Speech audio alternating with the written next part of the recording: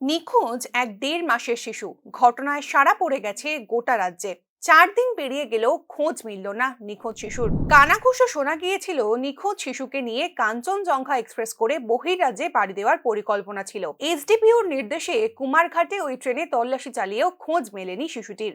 Agartala ONGC Kanchanpalli এলাকায় বাড়ি ওই নবজাতকের। অবিশ্বাস্যভাবে ঘর থেকে উধাও হয়ে যায় ওই শিশুটি। গত ২১শে ডিসেম্বর নিজের বাড়ির ঘরেই ঘুমোচ্ছিল ১.৫ মাসের সাগর, কিন্তু তার মা কাজের জন্য ঘরের বাইরে বেরিয়েছিলেন।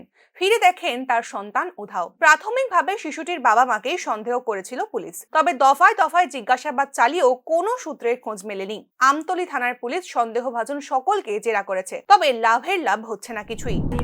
আমার বাচ্চাটা খাওয়াই ঘুম পাতাইছিলাম, বাসন দিতাম গেছি। আর সেটা দেখি দুনুরা দরজা লাগাই গেছি, একটা দরজা একটু খোলা আসলো, একটা দরজা লাগাই গেছি। আর সেটা দেখি না আমার বাচ্চা মশারিটার সামনে, বাচ্চা তো আর মশারির ভিতরে নাই।